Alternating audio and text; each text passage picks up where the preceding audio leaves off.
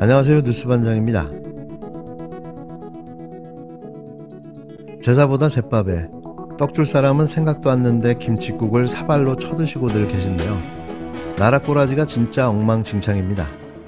윤석열 정부의 장관 나부랭이들이 모두 총선에 출마하겠다고 나서면서 국정이 만신창이가 되고 있습니다. 원희룡, 추경호, 박민식 등 장관들이 총선 출마 의사를 잇따라 밝혔는데요. 외부 활동이 잦아진 한동훈 장관의 출마설도 힘을 받고 있습니다. 원희룡 국토부 장관, 추경호 경제부총리, 박민식 국가보훈부 장관이 내년 4월 총선에 출마하겠다는 의사를 당에 전달했습니다. 너도 나도 제밥에만 관심이 있던 건데요. 장관을 잠깐 하려 했던 이유가 결국 스펙 쌓기라는 지적이 나오는 거죠. 특히 원희룡 장관 측은 출마한다면 민주당에서 체급이 있는 사람과 붙을 것이라며 이재명 민주당 대표의 지역구에 출마할 가능성도 시사했는데요. 어디 급이 돼야 상대를 해주지 않을까요? 보나마나 100점 100패. 그의 미래는 정계 은퇴만 있을 뿐입니다.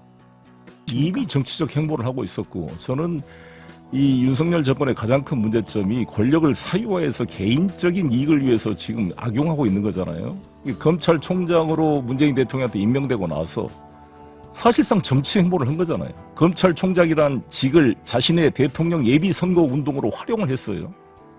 그리고 손준성 검사를 비롯해서 장모 대응 문건처럼 거의 가족 로펌식으로 사적으로 활용을 한 거잖아요. 이것은 있을 수 없는 행위인데 꼭 닮아가지고 한동훈 장관도 법무부 장관이란 자리를 자신의 정치적인 선거운동으로 이용하고 있잖아요. 거의 뭐 청출어람이라고 생각합니다. 예, 더 한술 더 뜨고 있다 이렇게 생각. 이분은 아주 안전한 곳으로 갈 거라고 보는데, 그래서 대구도 하나의 그 가능한 선택지로 이렇게 미리 사전 답사를 한 거로 생각이 들고요.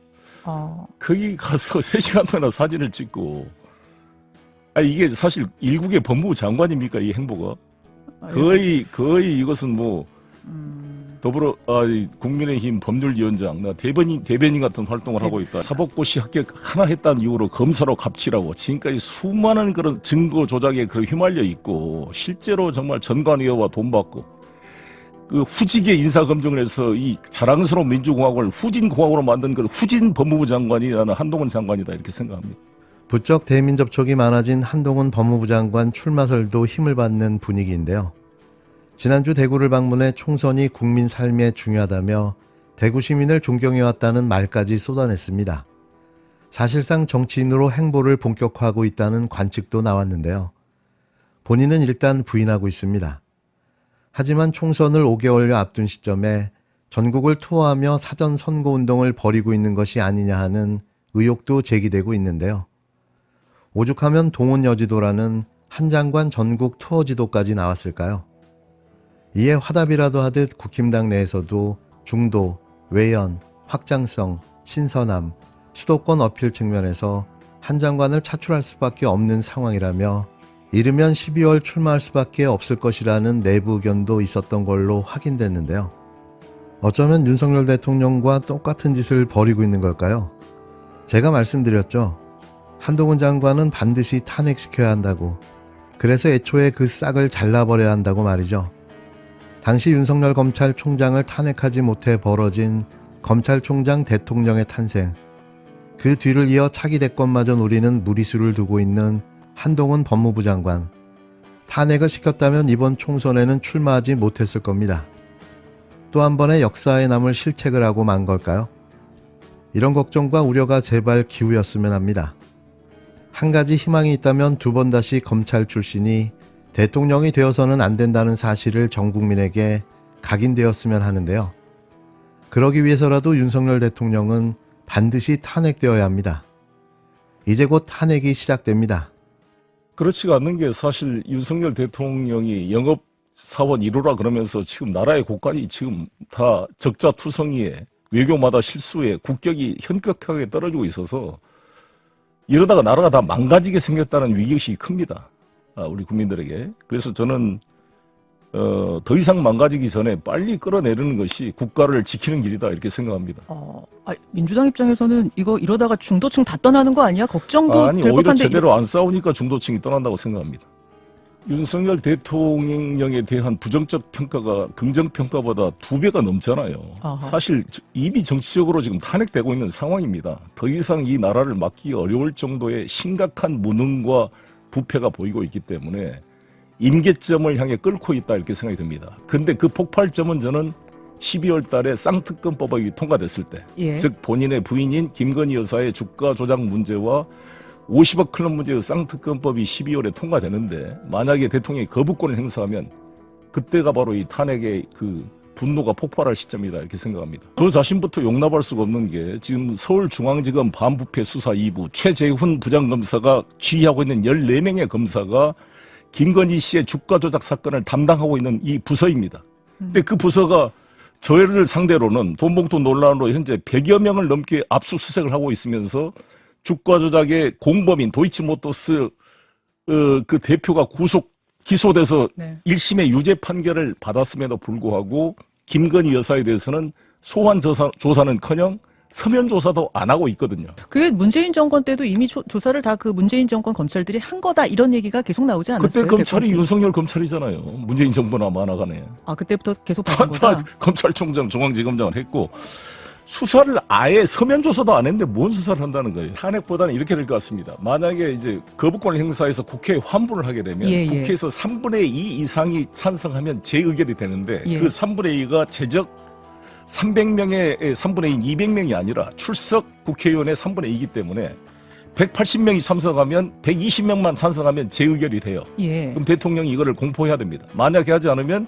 국회의장이 공포해서 법이 바로 실행이 되게 돼 있어요. 예. 그러니까 적어도 제 생각에는 수도권 의원들, 이 국민의힘 의원들의 이탈이 불가피하게 발생할 것이고 만약에 김건희 여사의 특검법을 거부권을 행사하게 되면 일부가 본회의에 불참하게 되면 30명만 불참하면 270명이 본회의장에 왔다. 예.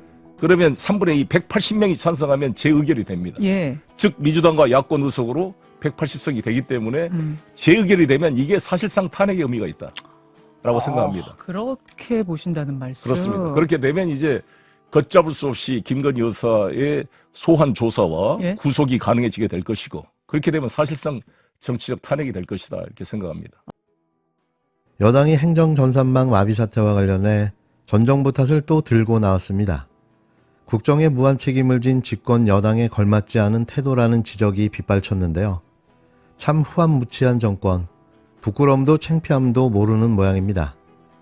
윤재옥 국힘당 원내대표는 21일 원내대책회의에서 지난주에 발생한 전국 지자체 행정전산망의 마비 사태는 우리 정부에 많은 중요한 과제를 던져주고 있다며 정부는 무한 책임을 가지고 문제의 근본적 해결에 나서야 할 것이라고 목청을 높였는데요. 하지만 이내 바로 지난 문재인 정부의 실책을 지적하고 나섰습니다. 부끄럽지 않나요? 매번 무슨 문제만 생기면 전 정부 탓, 지긋지긋합니다. 윤 원내대표는 2020년 초중고 온라인 수업 시스템 마비, 2021년 코로나 백신 예약 시스템 접속 장애 등 문재인 정부하에서도 중요한 국가전산망이 마비된 경우가 드물지 않다며 거듭되는 국가전산망의 마비는 특정 정부의 잘못이라기보다는 2004년 전자정보의 도입 이래 역대 정부에서 누적된 문제의 결과로 보인다는 어처구니 없는 궤변을 늘어놓았는데요. 그러면서 민주당이 이 문제에 대해 무책임한 정치 공세로 일관하는 것은 결국 누워서 침뱉기라는 역대급 망발을 쏟아냈습니다. 이와 관련해 국가 위기 상황이 닥치면 일단 여당은 수습하는 데 전력을 다하는 게 우선이라며 명백한 정부의 실책이기 때문에 피장파장으로 몰고 가기보다 담백하게 잘못을 인정하는 게 낫다는 지적이 나오는데요. 국정에 책임을 진 여당의 당연한 모습이라는 겁니다. 마치 잊을만 하면 꺼내먹는 냉장고 속 초콜릿 같은 전 정부 씨. 이 모든 문제를 해결할 수 있는 만능 치트키는 언제쯤 유효기간이 끝나게 될까요? 아직도 문재인 정부 7년 차에 살고 있는 우리들로서는 개어이가 없을 뿐입니다. 전반적인 먹통에 대해서 한 말씀 드리겠습니다. 우리 사전에 먹통이라는 거는 아무런 반응이 없는 전화 따위의 기계를 이르는 말이거나 말귀가 통하지 않고 멍청하고 답답한 사람이라는 뜻으로 정의가 됩니다. 비슷한 의학 용어도 있습니다. 무반응 상태, 또 무반응 증후군 이런 것들인데요. 혼수 상태나 식물인간 상태 등을 설명할 때 쓰이는 말입니다. 먹통과 무반응의 공통점은 작동이 되지 않고 또 아무런 반응이 없다는 뜻입니다. 이런 상태가 지속되면은 정말 심각하게 위험해질 수 있습니다. 진단과 처치의 골든타임을 놓치면 일상생활뿐 아니라 생명에 심각한 위협을 준다는 점입니다. 우리 국민은 순환의 역사를 통해서 지켜야 될 영토의 중요성에 대해서 잘 이해하고 있습니다. 대한민국 영토는 크게 5가지입니다. 육해공, 그리고 사이버, 우주로 알려져 있습니다. 영토 관리에 차질이 생기면 국민의 안위에 심각한 위협이 생깁니다. 대한민국 헌법 제66조 2항에 대통령은 국가의 독립, 영토의 보전, 국가의 계속성과 헌법을 수호할 책무를 진다고 규정하고 있습니다. 오늘날과 같은 초연결사에 있어서는 일상적으로 적들의 침탈에 노출된 사이버 영토를 수호하는 것은 국가 안보의 최전방이라고 할 것입니다. 이를 안전하게 관리할 책임은 대통령과 정부에 있습니다. 최근 행정망 목통 사태와 관련해서 저는 이것을 사이버 영토 무정부 상태라고 규정하겠습니다. 윤석열 정부의 대응은 사실상 대한민국 정부만이 전적으로 지배해야 할 사이버 공공 영토를 무정부 상태로 방치했습니다. 정확한 피해가 얼마나 되는지 파악조차 못하고 있습니다. 분명히 말씀드리자면 행정전산망 목통 사태는 정부의 관리 소홀로 벌어진 문제입니다. 파면과 징계는 그에 걸맞게 마땅하게 이루어져야 됩니다. 행안부 장관과 해당 수석 비서관을 즉각 파면하기 바랍니다.